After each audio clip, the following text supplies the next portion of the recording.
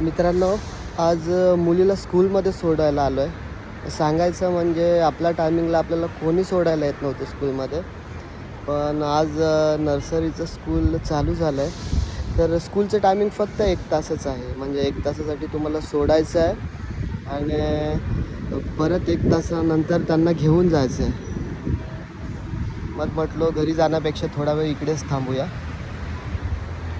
आत्ताचे स्कूल बघायला गेलं तर एवढे एक्सपेन्सिव्ह आहेत की आपल्या टायमिंगला स्कूलची फी 1 लाखामध्ये मला वाटतं सगळं एज्युकेशन झालं असेल. पण आत्ताच्या नर्सरीसाठी फक्त 1 लाख फी आहे. म्हणजे आपण विचारही करू शकत नाही पुढे अजून ह्या महागाईच्या इन्फ्लेशन रेटमध्ये पुढे अजून किती खर्च येईल.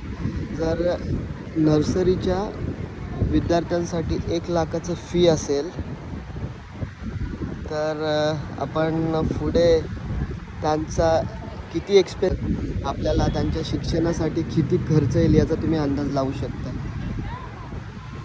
पण काय चालायचंच. आपण असं म्हणतो की आपलं एज्युकेशन झालं तसं आपल्या मुलांचं एज्युकेशन झालं नाही पाहिजे. त्यांना कोणत्या तरी चांगल्या स्कूलमध्ये ॲडमिशन आपण घेऊ. आपले जे शिक्षणामध्ये हाल झालेले आहेत ते त्यांचे नाही झाले पाहिजेत. म्हणून आपण पैशाचा विचार न करता त्यांना चांगल्या इंटरनॅशनल स्कूलमध्ये टाकतो. एक फायदा असतो पण त्याचा, कारण की आपण जरी इंग्लिश मिडियमला आपली मुलं टाकलीत तरी पण सगळ्या गोष्टी त्यांच्या स्किलवर डिपेंड आहे. आज आपण बघतो की जे इंटरनॅशनल और कॉन्व्हेंट स्कूल आहेत तर त्या स्कूलमधली मुलं आणि आपली मराठी मीडियम किंवा दुसरा मीडियम असेल, आपला सेमी इंग्लिश असेल, या दोघांमध्ये खूप फरक पडतो. काही मुलं मराठी किंवा सेमी इंग्लिशची पण पुढे जातात आणि इंग्लिश मीडियम कॉन्व्हेंटची मुले पण त्यांच्या मागे राहतात. असं पण होतं. पण एकंदरीत बघायचं झालं तर इंग्लिश कम्युनिकेशन फ्लुएंटली हवं असेल तर मुलांना कॉन्व्हेंट स्कूलमध्ये घालणं महत्त्वाचं आहे. आणि स्कूल चालू झाल्यावर ते फक्त 1 तासाचं स्कूल आहे आणि त्या 1 तासासाठी पण त्यांना घेऊन यायचं आहे.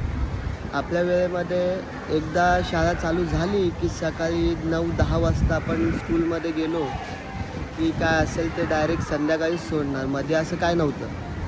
पण आत्ताच्या मुलांचं जसं बघायला गेलं तर आपण पाटीपासून सुरुवात केली होती आणि या लहान मुलांना आता टॅपपासून सुरुवात होते. म्हणजे शिक्षण हे अजून एक दिशेकडे जाताना आपल्याला दिसत आहे.